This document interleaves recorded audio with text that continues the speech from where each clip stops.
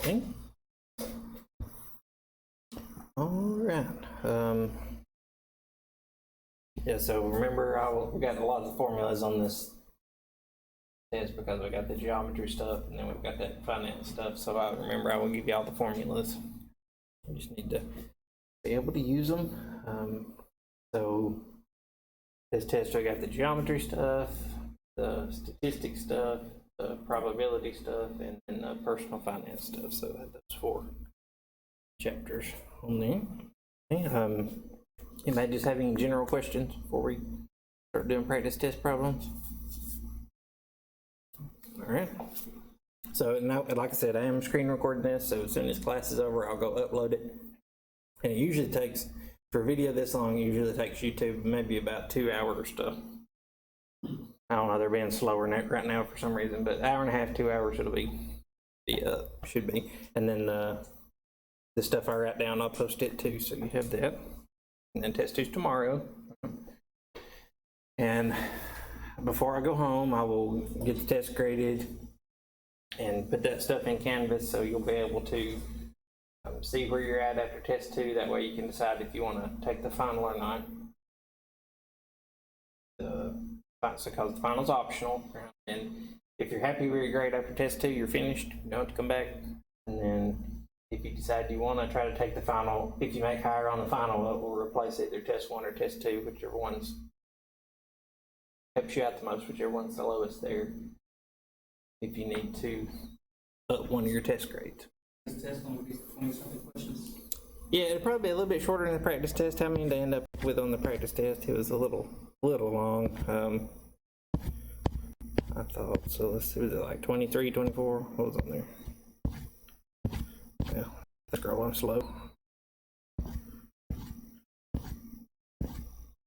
It'll probably be, yeah, it probably won't be 25. It'll probably be just a little bit shorter than that, but it'll be in the 20, about 20-ish probably. Okay, let's see, man, let me scroll faster.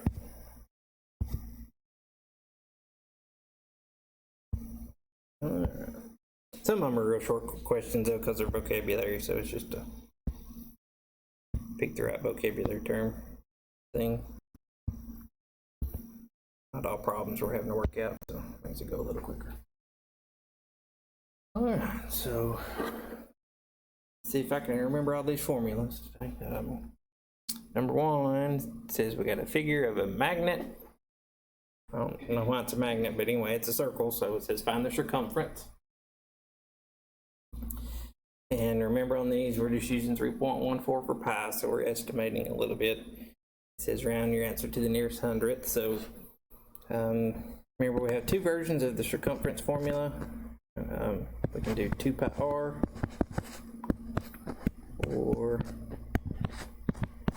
we can do pi times d, where r is the radius, d is the diameter. It's just whichever, they're really the same thing, it just depends on what number they're giving you. So here, radius, remember radius is halfway across the circle, so this one's given us r. So we use the top version. So we'll do 2 times 3.14 times r, which was 12. Okay. See what we get there. So on this one, we get 75.36. And it was centimeters.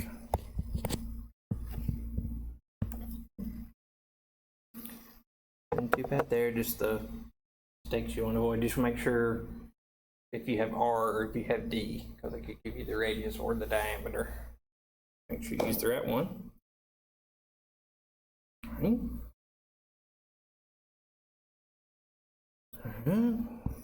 2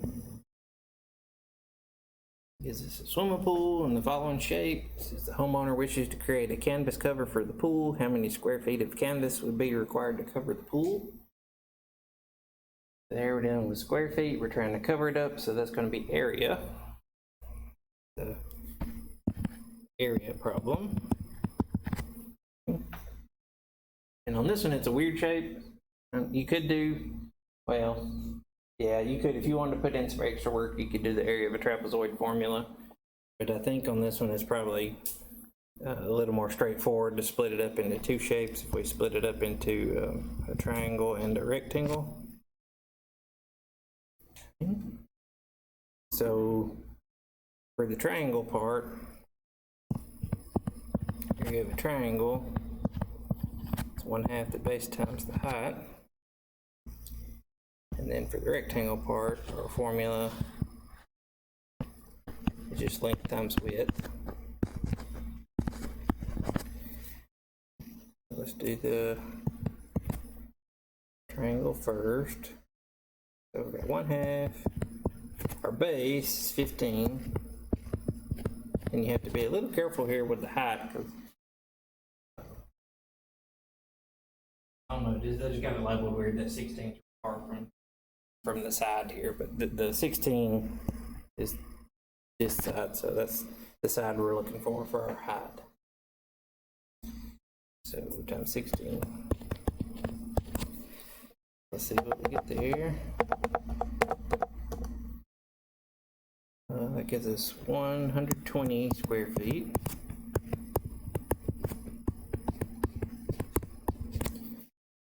And doing the rectangle, it's just length times width, so it's just, you can call height the width. It doesn't really matter on the rectangle, you can call them whichever one you want to call them. So call it 16 times 12. This is 192 square feet. And then we want both pieces, so we'll add them together.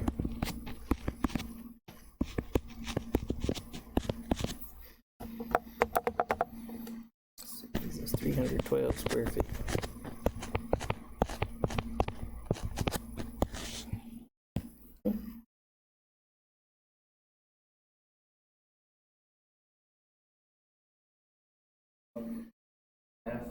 The half is just part of the formula. Oh, it's part of Yeah, the so on the formula sheet it'll say area of a triangle on the same 1/2. Where it comes from is a triangle is like half a brick.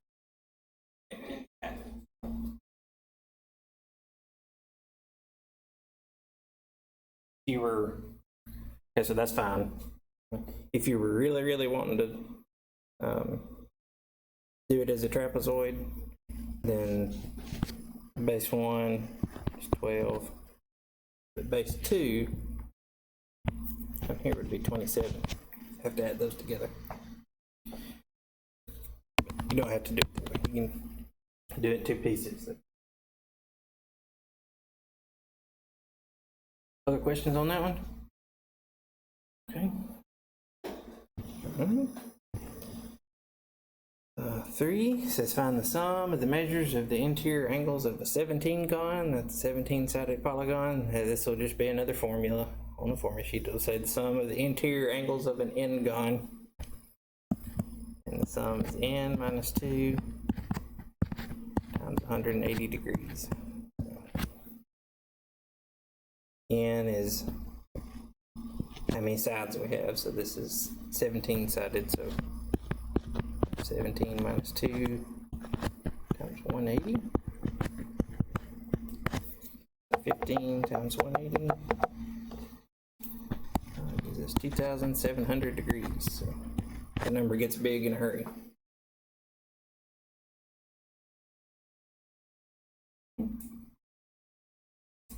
That's it on that one. You just need to know that n is the number of sides, and then plug into the formula.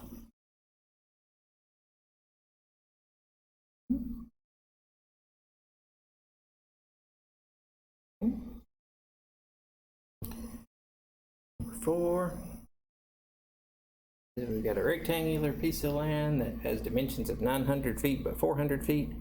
Find the area of the land to be enclosed by the fence. So this is just another area of a rectangle. So this one's pretty straightforward. We just do 900 times 400. I think that's being extra lazy today on the mental math. Yeah, 360,000.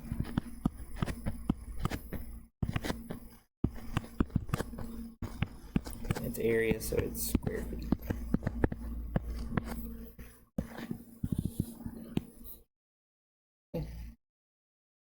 I say I'm being extra lazy because I haven't, 9 times 4 is 36, and then you got, that's the trick when it's 0, 0.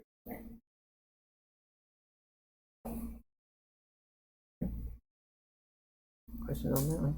If you could do the one with the triangle and the rectangle, then you can do the one with just the rectangle. It's an easier problem.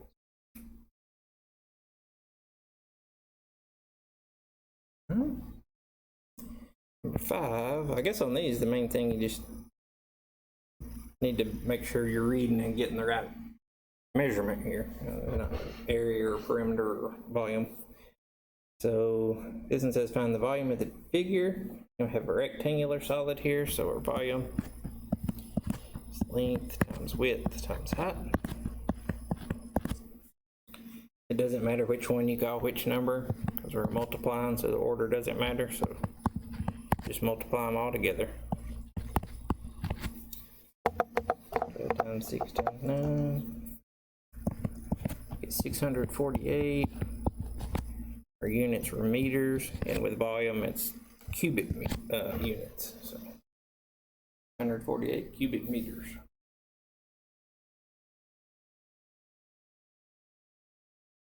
How you feeling so far? Feel confident? Good. So you're gonna deal with all the formulas? Yeah, you have all the formulas. Yeah, we got so many. I don't expect you to remember them all. It'd be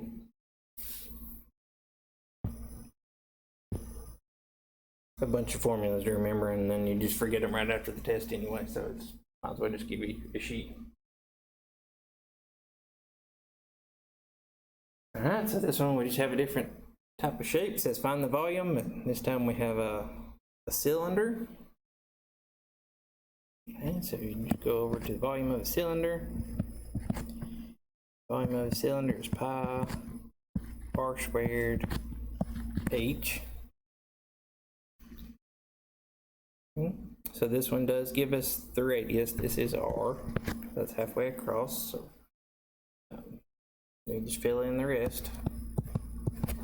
So pi is, we're using 3.14 times 9 squared times our height, which was 12. On this one, you just got to remember to do the squared part. So 3.14 times 9 squared is 81 times 12. So this one says round to the nearest hundredth, so that's how it comes out. We get 3,052.08 centimeters cubic centimeter.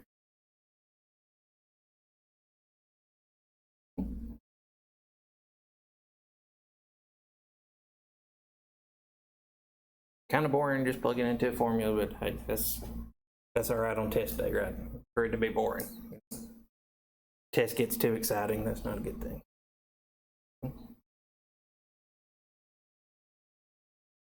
Let's see. Number 7, we get one a little bit different. We get the surface area. But if you pay attention to the numbers, they're all the same, so that means this is a cube. That's an easier surface area problem. So remember with surface area, we're trying to find the area of all of the faces and add those together, but since we have a cube, we've got 6 different faces, right? Front, back, left, right, top, bottom. And then to find the area of each one, it's length times width, but that number's the same, so we can just say side squared, right? 8 times 8. So here, this is the easiest version of the surface area formula. So for each face, it's going to be 8 times 8 or 8 squared. And we've got 6 of those, so just multiply. So we'll have 6 times 8 squared, or 6 times 64. 384. And then remember with surface area, it's square units still, even though it's a 3D figure. It's a little weird. But we're finding area still. 84 square feet.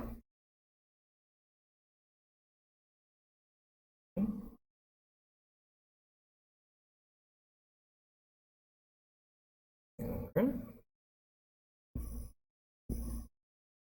Alright, added the geometry.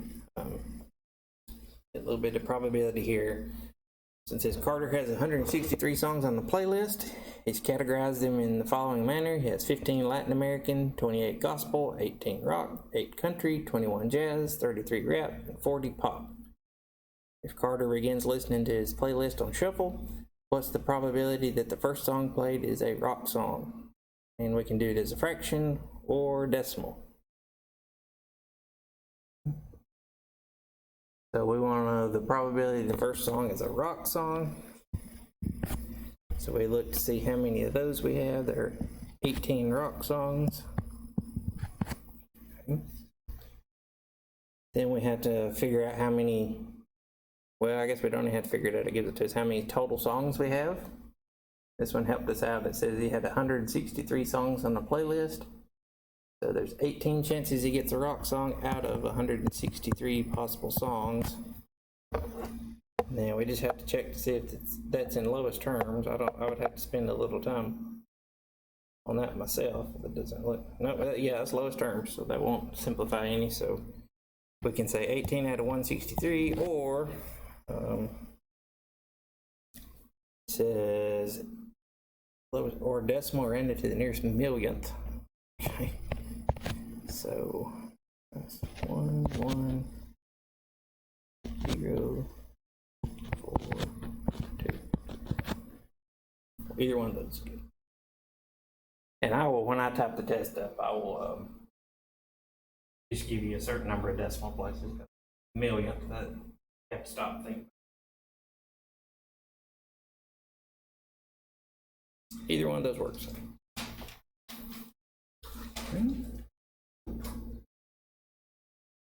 Got that one?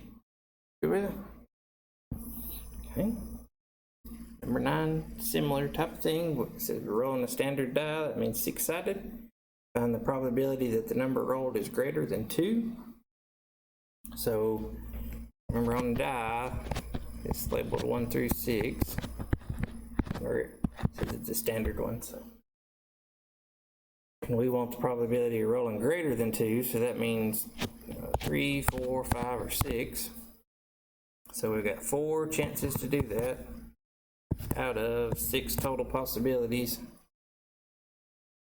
And this one we can reduce a little bit. That would be 2 out of 3,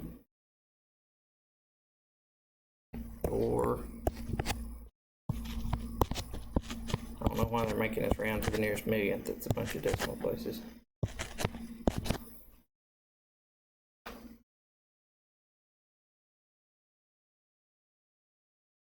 One of those there. Number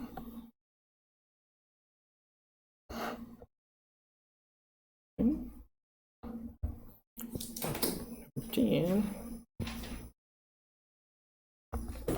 So the mother duck lines up her 13 ducklings behind her. How many ways can the ducklings line up? So, all right, so she's got 13 ducklings to line up. Okay. When she picks who goes in the front, she's got 13 choices. That one's already picked. So then when she goes to pick the number 2 spot, how many choices does she have? 12, because she's already picked one. Right? 12, and then the next time she has 11 choices, and then 10 choices, and then 9 choices, right? All the way down to till she gets the last one.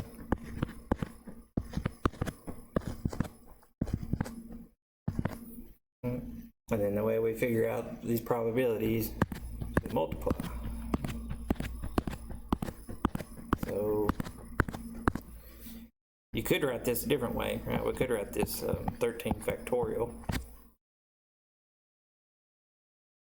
Or let's see if my calculator will do it. I don't know. That might be too big. Let's see, 13 times 12 times 11 times 10 times 9 times 8 times 7 times 6 times 5 times 4 times 3 times 2 times 1. Yeah, so you can write down 13 factorial. I will take that, or let's see. this gigantic number that blows your mind. So what is it? 6,227,000,000,000. No, it's not that bad, is it? 6,227,020,800. So that's not as bad as I expected.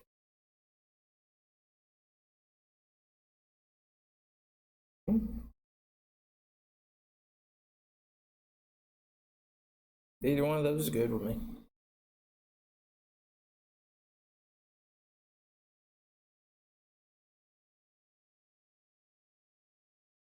Questions on that one? Got the idea? Once you've seen it, where you're decreasing by one every time, it's not as impressive the next time you run across it. So. 11 is a college's lacrosse team will play 21 games next spring. Each game can result in one of two outcomes. It's either a win or a loss, so no ties here. Find the total possible number of outcomes for the season record. So how many different ways can that play out? So we got 21 games, and each one has two possibilities. So if you write it out the long way, there's two possibilities for each game.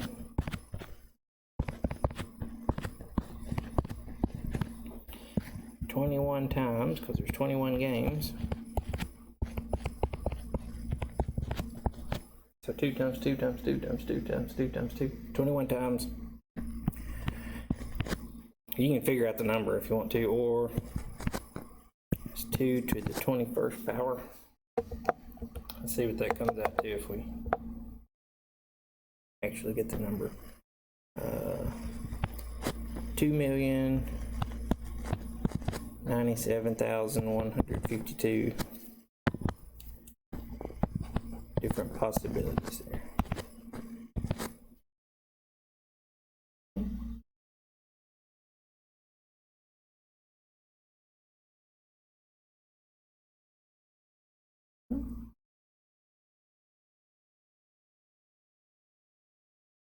Questions on that one?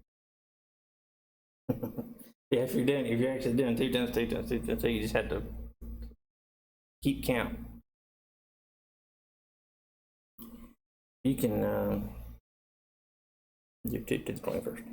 All right, number 12, we're kind of already seen this for that word problem. It just says evaluate the following expression, 10 factorial. So it's 10 times 9 times 8 times 7 times 6 all the way down.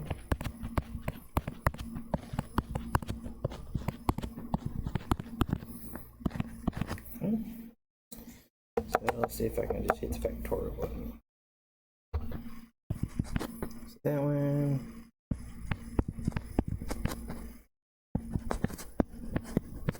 $3,628,800. So that comes out to.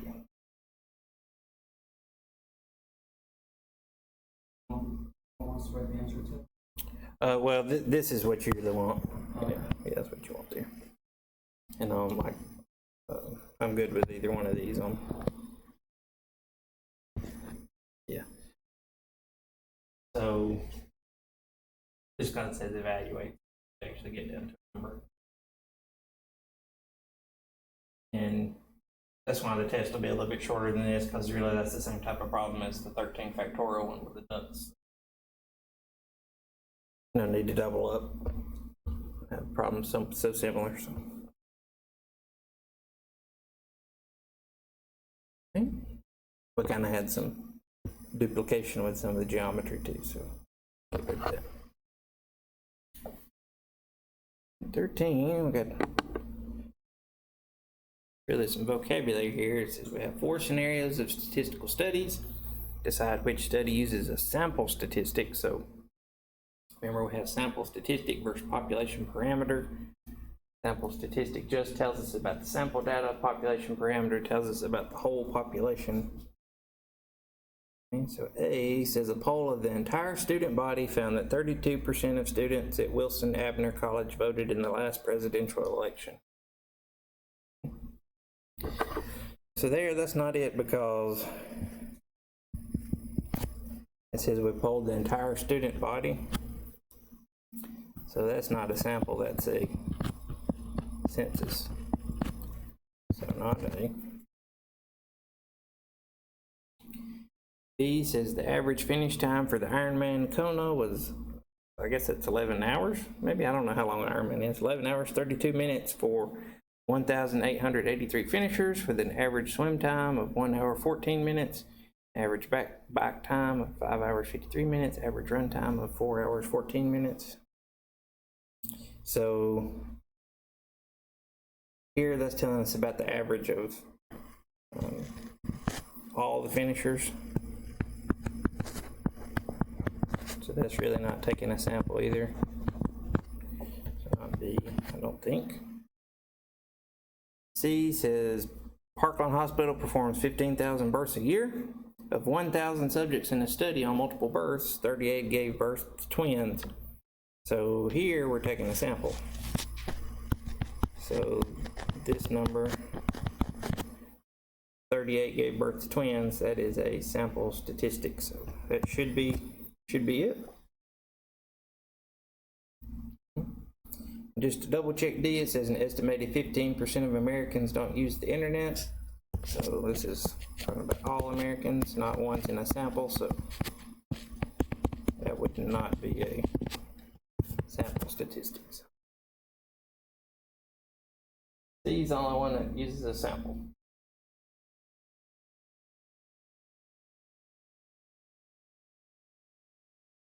Okay. Questions on that one? A was a little bit tricky. If you didn't catch that they were taking a poll of the entire student body, but the other were not too bad.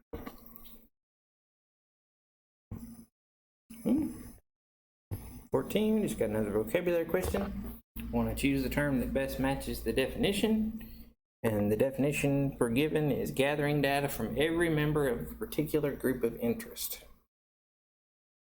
What do we call that? We actually just saw it. Which one you got? Well, all right, so D would be if we had a numerical description, yeah.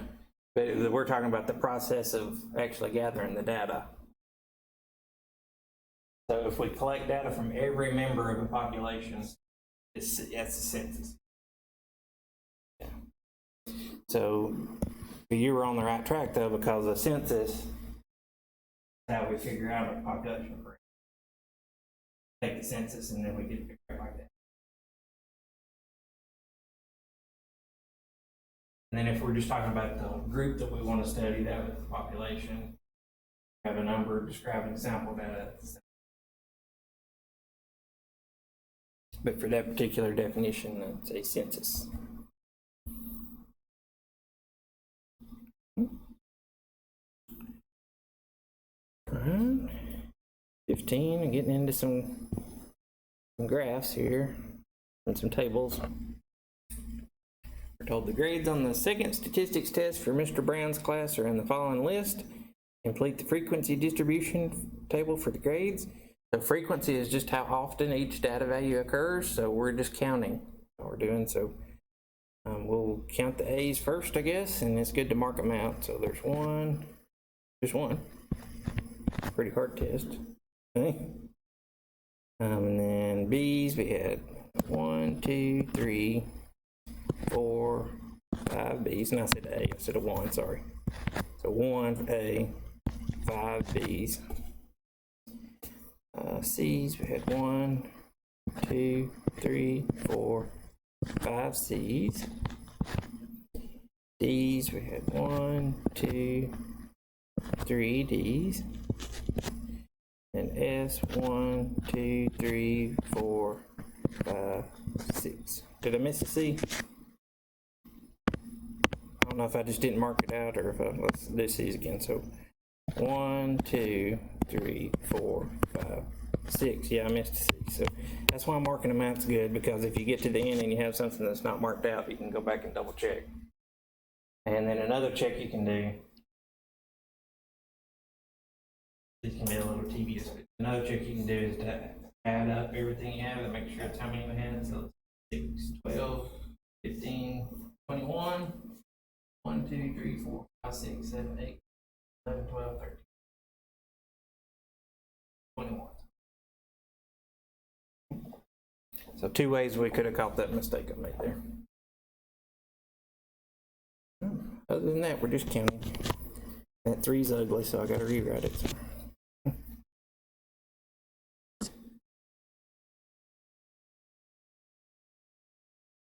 Questions on that one? Just kind of tedious, it's not hard. Okay. 16.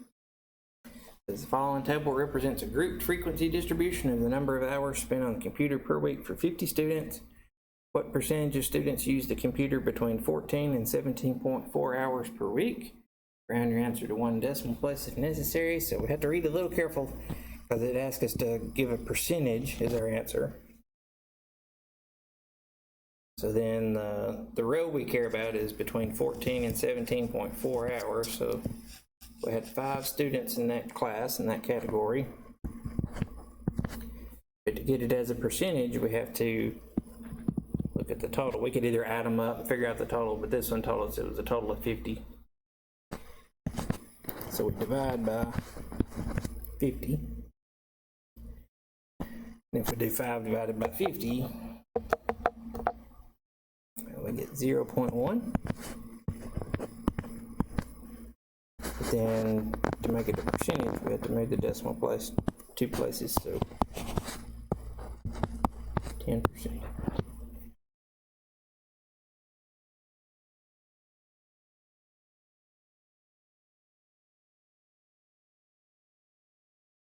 You just have to be careful and make sure you see the percentage part of that.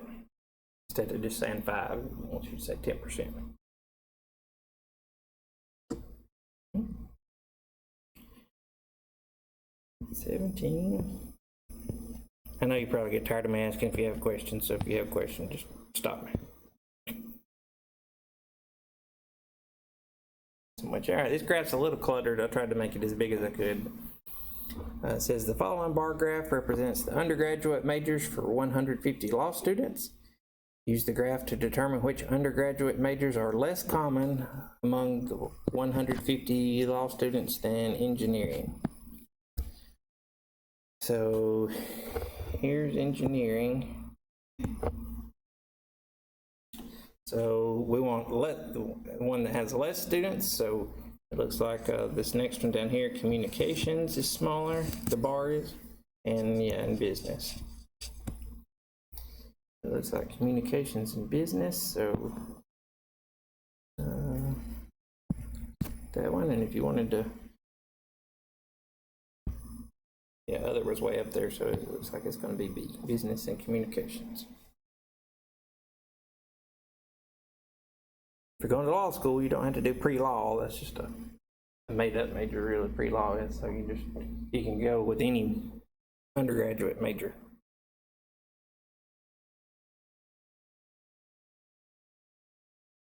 Okay. I was just reading the bar graph. Here's another one. The following bar graph shows the profits or losses for a small retail store in its first year of operation. Use the graph to determine the number of months in which the store had a profit. So if you look, this is 0. That's the break-even point. If the bar goes above that, that was a profit. If it goes below, that was a loss. So looks like we have 1, 2, 3, 4, 5, 6, 7, 8 months of profit. We had 8 bars that go above 0. The other 4 went below.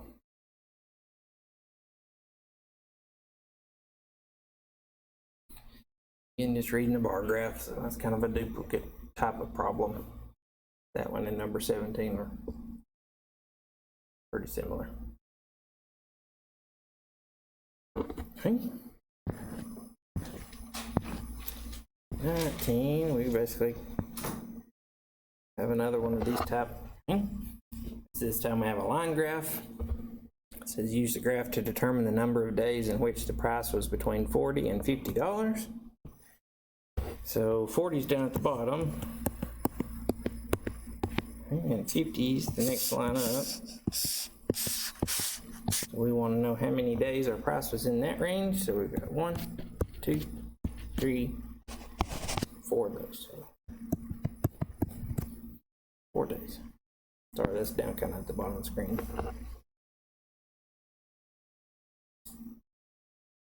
Most of the classrooms, the board doesn't come that far down, so I forget that I'm at the bottom, it's that far down on the wall.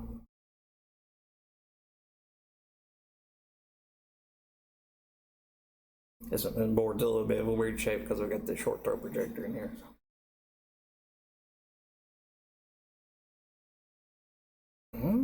Questions on reading those? They're pretty. Okay. Number 20, we got some statistics. It says find the mean of the following data set. And in more common language, that's what we would call the average. So I'll have the formula on the formula sheet, but it'll say like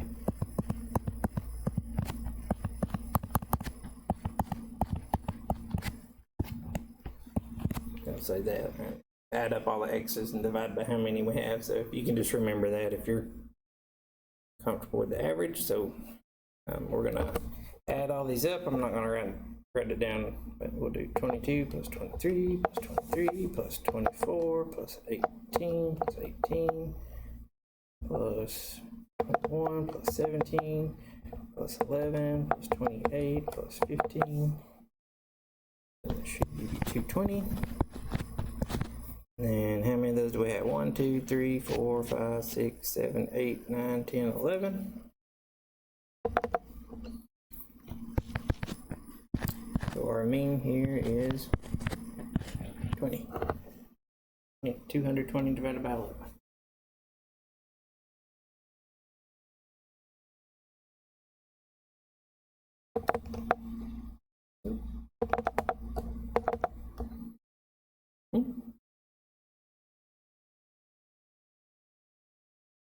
Questions on that one? Good. I said I wasn't going to do it anymore. Sorry, it's a habit. 21 says find the range of the following data set. So the range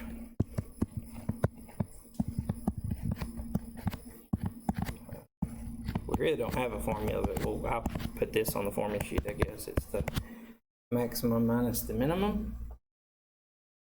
So here it looks like, wait, see 68, that left the maximum. See? Is that the biggest one? I think it is. And then the minimum 30 is the smallest one I see too. So.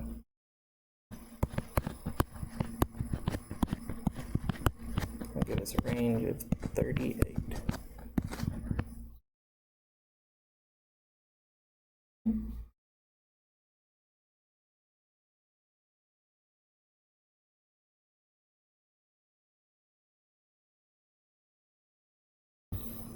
Okay. 22, moving along here. So we've got several problems, but they don't take long. It says using the information provided in the given table, determine how much monthly income would be necessary to budget for transportation over the 9-month academic year. And your answer to the nearest cent. So the thing to notice here is it's just wanting us to use 9 months and not 12 months for budget. So, and it wants us to look at transportation. So that's this one. So it's $681 in total. We're going to split it up over 9 months. So just a dividing problem. Let's see, so if we round to the nearest cent, like it says, that is $75.67 per month. Like gas.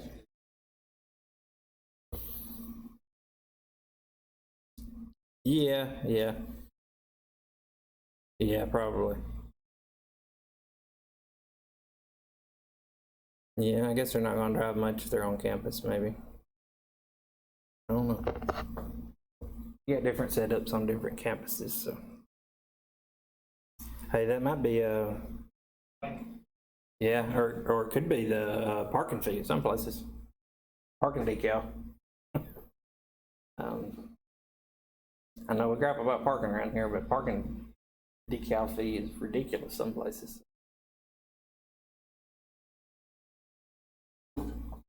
I think UAB is pretty expensive, and UAH is pretty expensive for the two around here that I know. And I have to pay $25 to park too, so.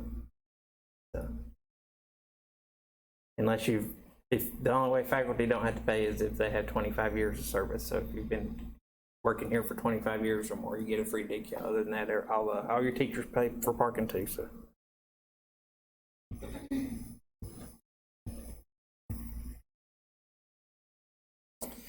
Okay, it says Caleb was recently hired for a job with an annual income of $63,000 using the federal income, that's supposed to say tax rate of 15%. What amount should Caleb expect to pay in federal income tax? So you gotta remember to change 15% to a decimal. We want 15% of 63,000.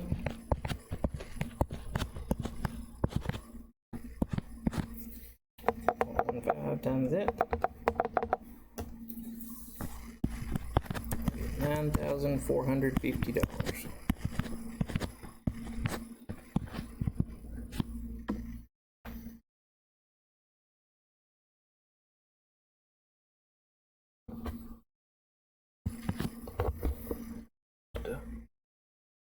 Really just a percentage problem, even though it's in the financial math section.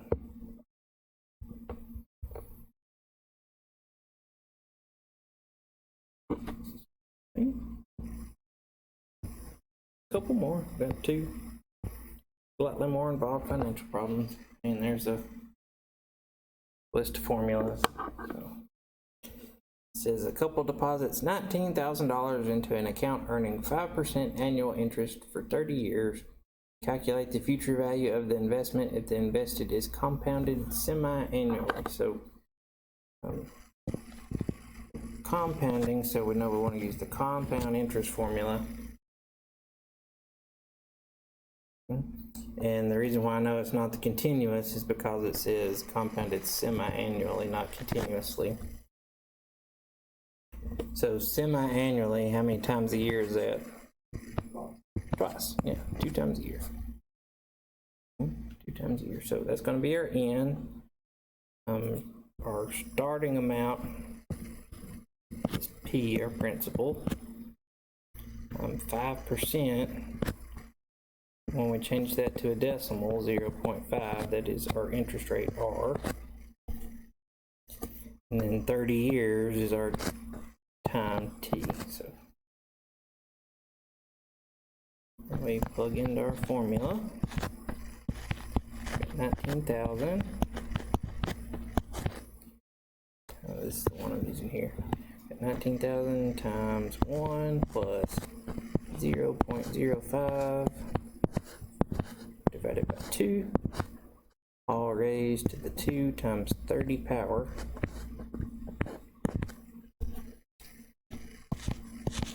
Okay.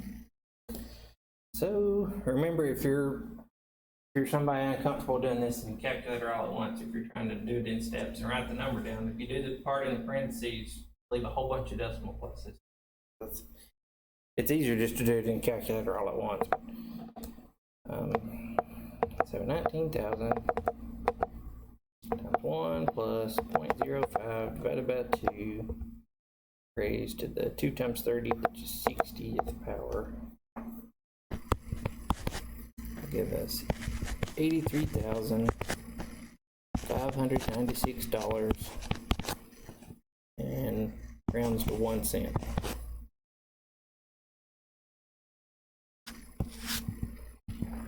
If you're good with the calculator part of that, then the only other thing is remembering which variable switch.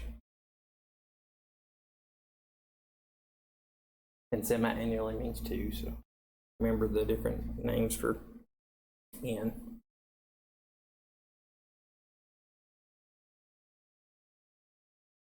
Okay. One more. It says determine the simple interest earned on $10,000 after 30 years if the APR is 16%. So it's a simple interest, so we use this formula. And then there's 2 ways these problems can be asked. Okay, they can either ask just determine the interest, or it can say how much money do you have at the end of that time period. So on one like this where it just says how much interest are you earning, you can just use the I equals PRT formula. But if it asks how much do you have after 30 years, then you have to figure out the interest and then add that back to the starting number. This one just says interest, so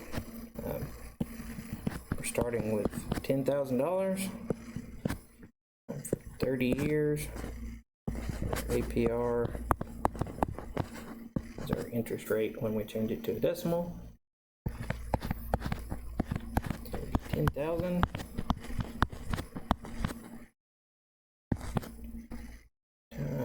0.16 times 30.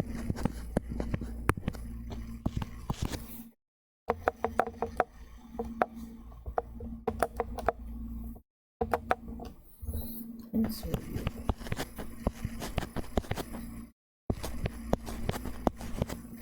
$48,000 of interest.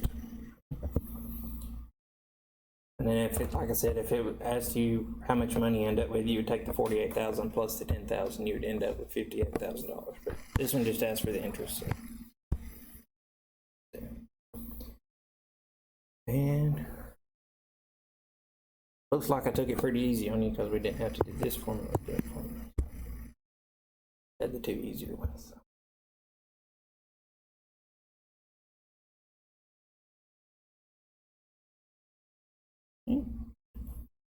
Questions on any of those? Feel pretty prepared? So maybe I'm good. Alright. Well, that is it. If you don't have stuff you need to work on, questions or anything like that, then I will just see you tomorrow. Same place, same time. So we'll get the test 2 out of the way. Seems like everybody did pretty good on test 1, so it seems like a lot of people got a good opportunity not to take the final, so be good. All right, have a good afternoon. And like I said, I will, just in case you miss something and you want to go back, I'll have this posted where it's down, and then I'll upload the video in just a minute, and in an hour or 2 it'll be ready too, because you may do it back or something. Okay. And the calculator. Oh, okay. Had been all right. I don't So know if like, yeah, cause it's, I don't know how to do that calculator. So Yeah. I got all that, but like, okay. so I would do 19,000 times 1, right? Well, no. You do 19,000 and then do parentheses. So what's that? 1 more 0, and then there's parentheses if you got to turn that way. Did it? I don't know. Did it come up? Hit times, I guess. And, I don't know. It's being weird. Phone calculators are all different. That's why. Or, yeah. Here, let's do it. This Yeah, like that. Yeah, let's do this. So on this one, do the 19,000. I'll let you do it so you remember better. Okay, and then you can do the parentheses. This one? The last one, yeah, I just hit the wrong. And then type it in just like do 1 plus 0.05 or just 0.05 if you want. 05. And then divide by 2, and then close the parenthesis. And then on this one, the exponent button looks different on different calculators, but on this one, it's that button right there. It'll pop up a little exponent, and then you can just do 2 times 30. Close parenthesis. And then Let's take all that. that's it. Okay. So this little button right here for that. Yeah, if you have trouble, if you're borrowing a calculator tomorrow, and you have trouble finding the exponent key, just let me know. Yeah, cause this is the thing that gets me. I know how to do all that, but once it comes to that, I don't know how to find it on. Yeah. So if you get stuck trying to find the exponent key, if you're got different calculators, then just let me know. I can show you. Okay. Some of them look different, so. So the test is tomorrow, right? Yep, tomorrow. Same time? Same time, same place. You know when fall classes start again? Hang on, we'll look.